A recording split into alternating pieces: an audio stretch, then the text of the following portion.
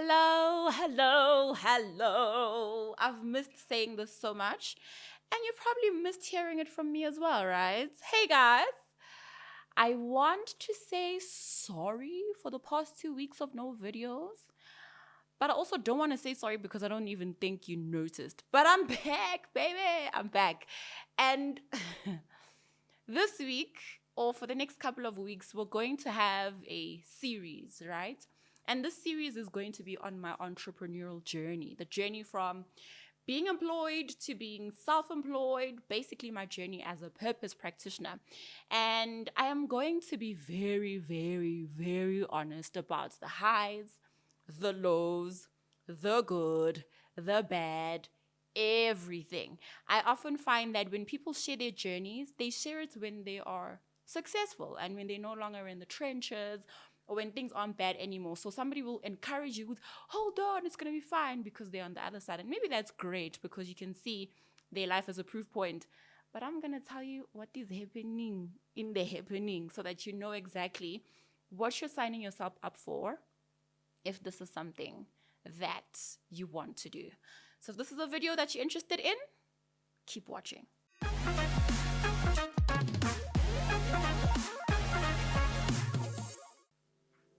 So I was at an event, and this event was the Empower Her Summit and Awards hosted by Unumzamo and her foundation and the Hollywood Bets Foundation.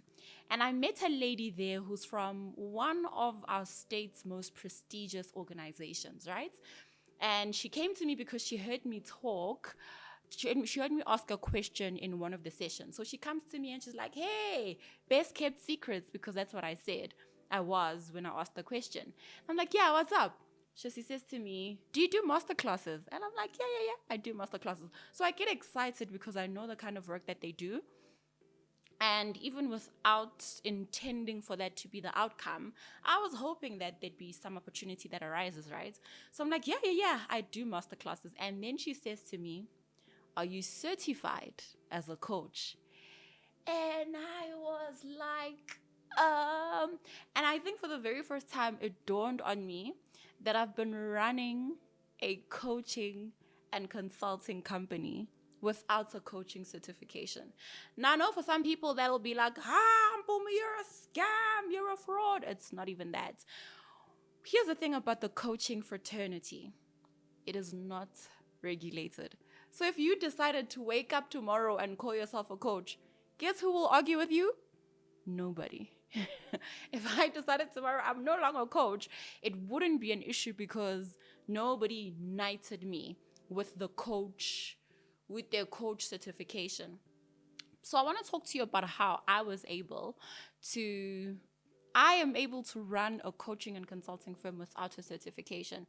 I think you'll find it encouraging especially if you're a person who first needs approval or permission, or who believes you still need certain milestones or certain certifications to actually do what God puts in your heart to do. You will find this very refreshing and very amazing. So let's take it all the way back to how Purpose Practitioners Club came to be. So a lot of you know my story, but I'm not going to assume that everyone knows my story, but I'm also not going to share all of it because we're going to take forever to get through this video. So I have a mining qualification. I knew that I didn't want to study mining, and I did mining for like 9 months. Absolutely hated it because it confirmed exactly what I knew from my first day at university. I left and went into banking, and I knew that banking was a means to an end, right? And so when I went to the bank, I realized that so many other professionals had the problem that I had, and the problem was misalignment, right? And I was just like, yeah, guys, I need a solution for these people. But I didn't have a solution for myself either. So I prayed. God gave me a blueprint. I applied this blueprint for a period of about, for more than a year. For a year and a couple of months. And when I was ready, I had gone through coaches, I had gone through online courses, I had gone through all of those things. I decided to register my company, Purpose Practitioners Club. At that time, I didn't really think of it as a coaching and consulting firm. It was more of a training and development firm. And maybe that's what I need to call it now. So that I don't get this question, are you certified? Do you have a certification? Because I certainly not. But do I want to have it? I don't know if I do, but is it a good idea? It probably is. I'll focus on that later. So when I was in the bank, right, because I realized from the very beginning that I'm very people driven. From a very young age, I wanted to develop people. There was this email that was sent on all these courses that people in the bank can take up. So I saw coaching, but the coaching was only for managers, senior managers. So I looked at my manager and I said to him, hey, are you going to go on to this coaching training? And he's like, no, I'm not going to go. I don't want to do that thing. That's okay. Can I go in your stead? And he said to me, what? Sure, you can go. So I actually do have coaching training. It's not like I just woke up and I was like, what can I call myself? Coaching seems fancy. No. I went for coaching training. I was trained in coaching techniques. I was trained in the coaching standards. I know what coaching is, right? So it's not, guys, I promise you, I'm not scamming anybody or defrauding anyone. I actually did my coaching training. And here's what happened. So I came back to the company and I could see that, man, there were things in my team that were tickering. And I applied those coaching techniques. I applied those coaching standards. And my team got revived. Like my manager, even because he didn't know what I was doing now, but I was applying the thing that he needed to know and was able to do. And he was just like, Lelo, you're pretty smart. Oh, I'd never thought of it like that. And he made a certain change in an aspect of his career that was so incredible. And I was like, girl, you got this. But also, I knew that I got it because while we were training, we did exercises or practicals within the training. And I was the youngest person in the room. I was the only person who was not a team lead or supervisor or manager. I was the only one who was basically at an entry level. So for everyone, they were just like, oh, this Nana. But guess what this Nana did? This Nana exceeded and like outshone everybody in the class because, again, I think coaching was just in my blood from a very, very young age. And maybe that's why I wanted to be a psychologist, right? So I applied the coaching techniques on another one of my team members. Hey, that lady had the courage to finish her psychology thingy because she was at the bank, but she was studying psychology. But I think being coached by me gave her the impetus and it gave her sort of an idea of how to structure her own thing and how to map out her career, because very shortly after I left the bank, she left the bank and she's now doing her own thing. And I was just like, man, Pumi, you got this thing. And so that's how Purpose Practitioners Club started, because I realized that I'm not the only person who had this problem, but I needed a container to be able to help these people. So remember I said that God gave me a blueprint. So I had my first set of coaching clients for this framework in April of 2020, when there was that lockdown and people were just like, if I'm dying, I'd rather die doing what I was here for. I can't go out like this. And so over the years, I've developed this framework. I've refined this framework. It is the best it has ever been. So I started the work in 2020 April. I started like applying the framework with my one-on-one clients, and it evolved into group coaching and all of that. And I've gotten so much better at being a coach. And my framework, I'm going to talk to you guys about it in a later episode, but that framework is golden, okay? So I want to, I think at this stage, distinguish between coaching and mentoring and all of those things, right? So a good coach asks good questions and good questions only.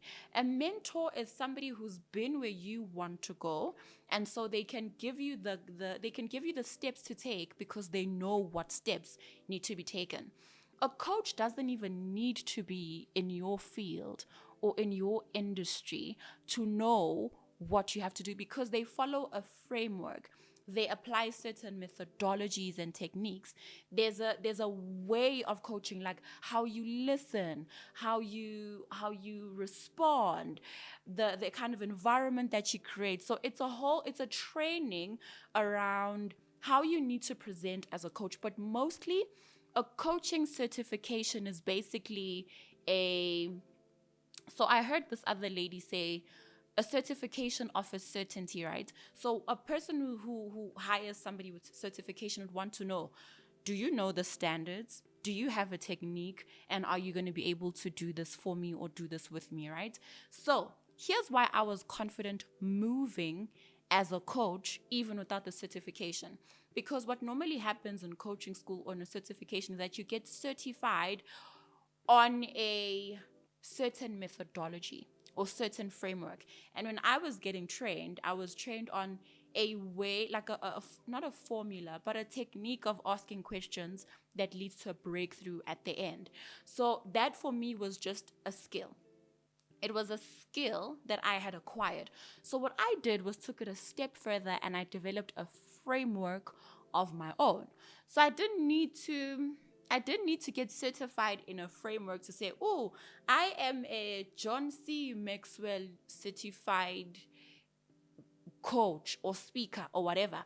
I developed my own framework. And so in my program, in my practice, this is the framework that we use, right? And it's very much aligned to the journey that I took and all of that. So it was great in that regard. And maybe that's why it was so successful and profitable even from day one, because I was following a framework. Did I let go of those techniques?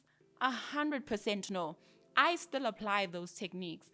I still create a coaching environment where my clients feel safe, where they feel seen, where they feel heard, where I actually understand them. There's nothing that is an affirmation, like nothing more of an affirmation than when someone says to me, "Oh, Mpumi, you've nailed it. Like you've deciphered my thoughts, or you've unpacked my clutter." I'm just like, yes, because I'm trained as a coach. I really want to talk to you about how running this coaching business has been for me.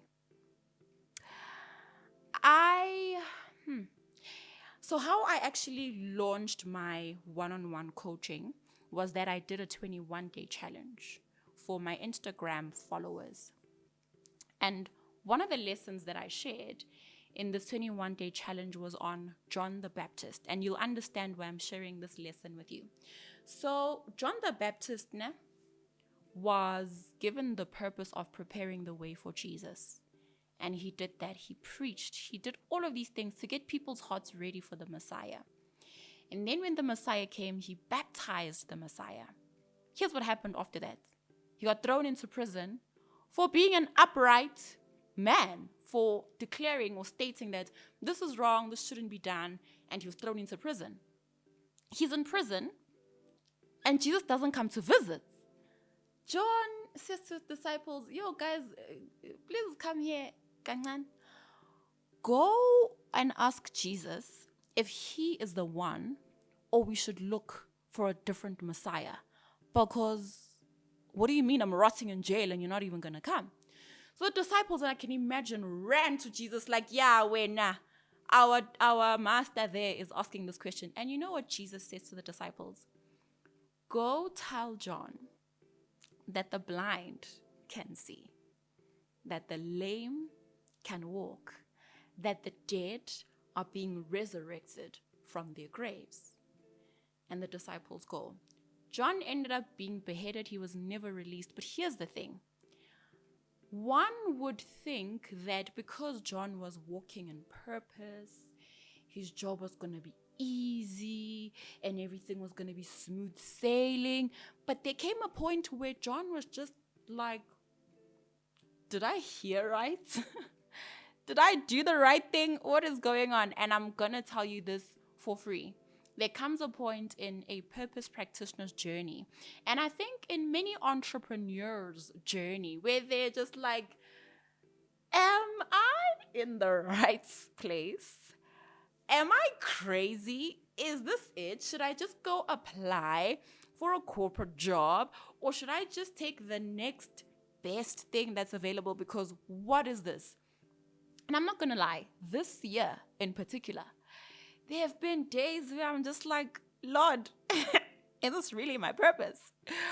What is going on? And every time God says to me, the blind can see, the lame can walk, the dead are being resurrected from their graves. And I think this is the beauty of having run this business for so long, because I can look back at my clients who are doing incredibly well, who have pivoted their careers. And I'm going to tell you those success stories in another episode, who are doing really well. I've done well. So that now to doubt, and guys, there are days where I'm just like, ugh, I don't want to do this. I just want to run away. Maybe because things haven't gone my way, or because I'm just scared. But yeah, I have really learned that just because something is difficult, or just because something is challenging, it does not then nullify or negate the fact that it is the journey you're supposed to be on. There's a man, I'm pretty sure if you're an avid YouTube watcher, you know the man Myron Golden. He is a business coach who applies Solomon's way of running businesses. And there's something that he always says that really, really comforts me when I hear him say. He says, disruption always follows intent. And I'm pretty sure you know this for yourself. When you have set an intention and you're like, this is what I'm going to do, what follows after? Chaos. This inconvenience after another. So disruption always follows intent. It's like it has to happen for things to then settle down and for things to go smoothly. So I've had quite a number of disruptions, particularly this year, some of which you know and a lot of which you don't know, and maybe the lot of which is what I'm going to share in this series. And another example that I want us to think about is Joseph, right? And I'm saying example, and my videographer is looking at me like, example. So Joseph had this dream, and God told him, you are going to be a significant figure, a figure that your family is going to bow down to at some point. And he shares this with his family, and what do they do with his brothers particularly? They sell him into slavery. So he's got this vision, like literally, he's got this vision, he's got this dream.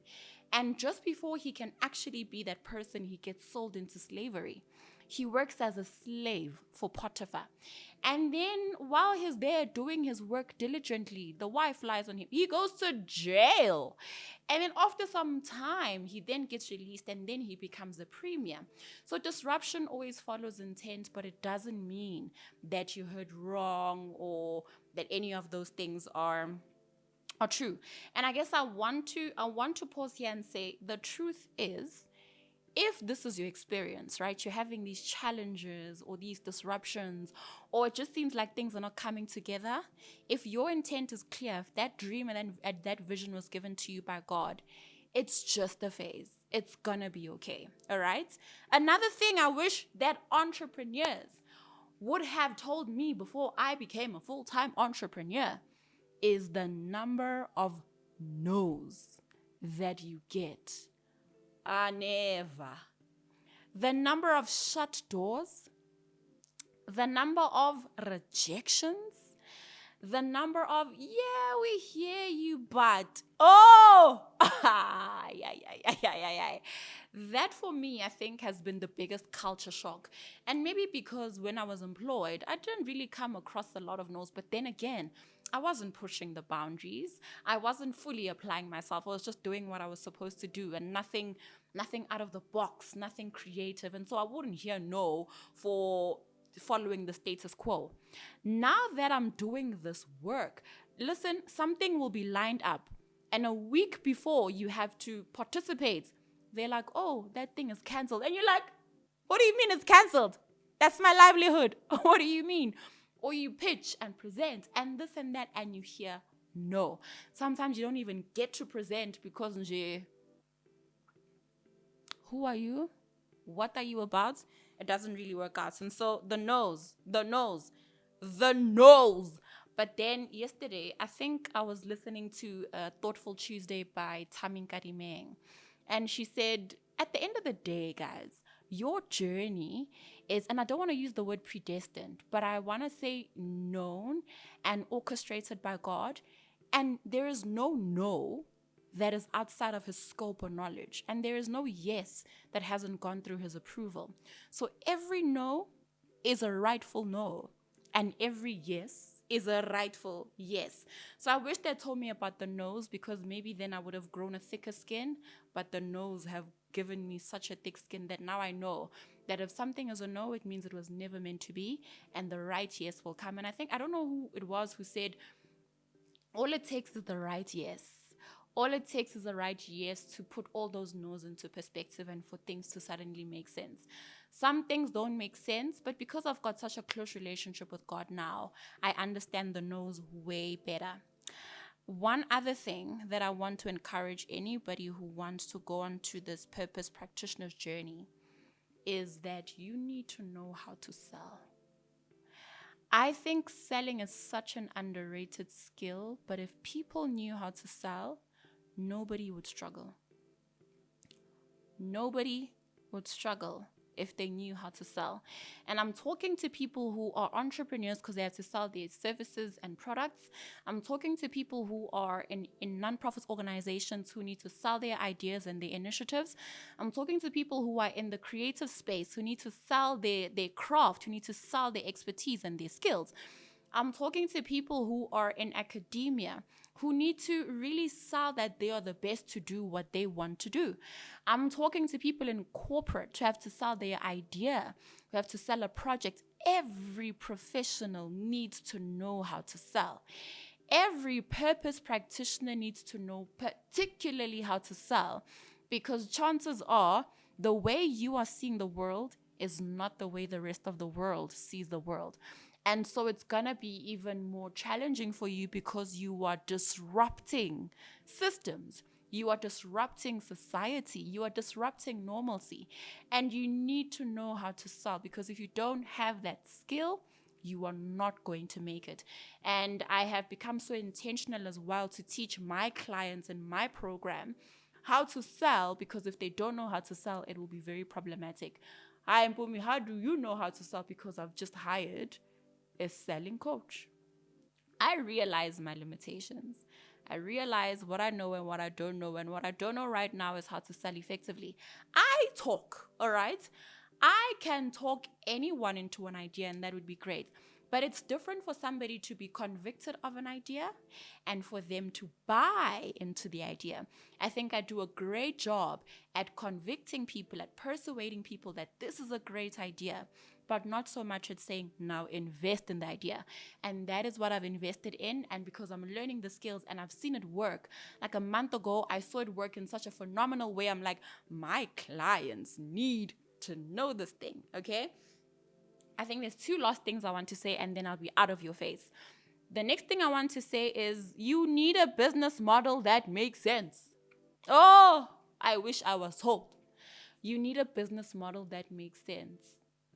And what makes sense for me right now, I'll talk about it at a later episode, I promise.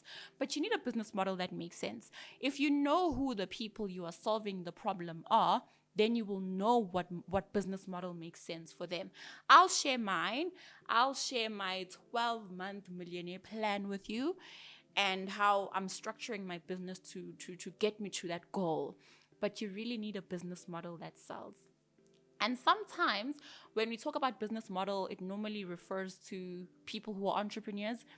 But even in your organization, with whatever skill you have, you need to know, this skill will give me maximum impact here or here or here. And if you realize where you want to place it, the way you are being invited to place it is not it, find a better business model. The last thing I want to say is, while there are times where I'm just like, let me go back to my employer. It was easier there. Soul crushing, very underutilizing, but it was easier there. And then I realized that entrepreneurship has actually matured my relationship with God. I don't just relate to God as a father now. I relate to God as a partner. And that might sound bold, like, who is equal to God? I'm not saying I'm equal to God, but he is not the silent partner in this business. I consult God on my strategy, I consult God on my content, I consult God on everything. And because of what I'm doing now, because now I use my mind to make money and I use my mind to change the world instead of my muscle or my management skills or just my mouth. I've tapped into the strategic brain of God. And it's so amazing because God is so brilliant. God is so brilliant. And I wouldn't have known this until I partnered with him in doing the work that I do now. It's been such a beautiful journey that I will say something to God. I'll be like, yo, here's a question. Here's something I need. So he's basically my consultant, right? He's my consultant. He's my partner. He's my everything. Yo, I'm not understanding this. And I kid you not, guys, I don't even, this will sound like woo woo and like, oh my gosh, get real. There isn't a day that passes by where God doesn't give me answers to the questions I've asked and the prayers I've made. It is crazy. If he doesn't align me to a person, he does something that affirms, yeah, this is it, or nah, don't even think about it that way because it won't work. It's really such a gift. Entrepreneurship has been such a gift to me because it's matured my relationship with God and it has increased my wisdom tremendously. I was studying the book of Proverbs the other day, and Proverbs chapter 1 particularly. And you know what I discovered? I discovered that while they'll tell you knowledge is whatever, having information, and wisdom is that knowledge applied. Let me give you the best definition of wisdom you will ever hear in your life. Wisdom is the mind of God revealed. If you read Proverbs chapter 1, Proverbs 1 and 2, as a matter of fact, you will get to understand that wisdom is God's mind revealed. You know, when we're instructed to seek wisdom, we're basically being invited into the mind of God. The book of Proverbs will tell you over and over again, seek wisdom, seek understanding, seek knowledge, seek insight. Wisdom is the principal thing. Like, it will tell you, seek wisdom. What you're basically being told to do is seek the mind of God. Tap into the mind of God. And you know, people often say, Gutsi will never understand the mind of God. That is a fallacy. That is a lie. God doesn't want to remain mysterious to us. What kind of relationship would that be? Gutsi, the one person is known fully and the other one is like, you can't know me. When you read in Exodus, God instructed the Israelites to make him a sanctuary so he can dwell with them. God has always been invested and interested in a connection with us. And so when he's saying seek wisdom, he's basically saying tap into my brain. Seek my mind because I'll reveal it to you. He doesn't want to stay a mystery to us. He has every intention to connect with us. And so let me tie all of this together. While I am not certified as a coach, and maybe I shouldn't call myself a coach, maybe I should call myself a consultant, because the work I do is very much tied to a consultant. They follow frameworks. Yeah, guys, I once interviewed with a consulting company. The number of frameworks that I had to learn for that interview was crazy. I've got a framework that I take my clients to. Of course, I apply coaching techniques of asking questions and digging deep and all of that. But I'll figure that out later. But what I wanted to essentially say is, I guess this is the point of my whole message. God is calling us to a level we haven't tapped into yet. And this is what I love about this mission that I'm on of turning every professional into a purpose practitioner. Because what you find is that many professionals are comfortable using their muscles to make money, or becoming managers and using their managerial skills to make money, or becoming pundit professionals where they use their mouths to make money because they give instruction or they give the go-ahead. God wants us to tap into the next realm. And a realm may sound like, whoa, Bumi, no, but the next level of who we can be, the next level of our potential, which is using our minds to change the world. That is how he created the world. With his mind, with his mouth. He saw what we didn't see. He saw what didn't even exist. And he said, I want this to be sea. I want that to be the sky. I want there to be animals. That was him using his mind. And that is what he calls us to, right? And so me inviting you to become a purpose practitioner is me essentially inviting you to use your mind, become an Imagineer, to really do the work that you were called to do. But also, it's not going to be an easy journey. I'm never going to lie to anybody and be like, oh, it's smooth sailing, because that's the impression we get, right? So, oh, this opportunity opened up. Oh, it must be God. The stars aligned. Sometimes the stars don't align. But guess what gets aligned? Your relationship with God, your clarity, your certainty. That is what gets aligned.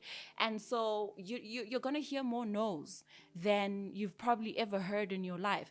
It's going to be challenging. It's going to demand so much from you. But I can tell you now, even with all the challenges and all the setbacks and difficulties, there is no place I'd rather be. This is the place that I want to be in. This is what I want to be doing for the rest of my life. And I mean it, for the rest of my life. Like, even when I'm 60 and 70 and 80 and 90, I still want to be doing this work if God keeps me around for that long, or if He doesn't come before then. But that's what I wanted to share, right? It's not an easy journey. Entrepreneurship, being a purpose practitioner, it is not an easy journey. And I'm saying being a purpose practitioner because some people are doing this in corporates. And because they see a world that doesn't exist, they're getting heavy pushbacks in corporates, heavy pushbacks in the nonprofit space, heavy pushbacks as a creative, because people are just like, oh, well, we've never done this thing before. What do you mean by introducing this concept? It gets very difficult, but it is totally, totally, totally worth it. And take it from somebody who is still in the trenches, who isn't really all the way there yet, who's learning, making mistakes, really, no, I'm not grinding, but like really growing through this. Yeah, I'm definitely growing through it. It is not easy, but it is definitely worth it. And if I'm saying it's worth it while I'm in it, imagine what I'll be saying when I'm on the other side, like, oh, come, my children. It's really great, yeah. So that's episode number 1. The truth about this thing is that it is not an easy journey, but the blind can see, the lame can walk, and the dead are being resurrected from their grave. Sometimes you just need to know. You just need a reminder of the impact of what you're doing, and that impact goes a long, long way. This video has been so long, but I want to say to you, I'm doing a masterclass. I don't know when you'll be watching this, but depending on when you'll be watching it, click the link in the description, because it will take you to the masterclass where you will learn so much about how to become a purpose practitioner. I mentioned that I've got this framework. I will share the framework with you on that masterclass, and hopefully you and I can work, not long term, but we can work like rigorously in getting you to become a purpose practitioner. All right, please like, please comment, please subscribe, please do all those YouTubey things, and I'll see you in the next video. Ciao!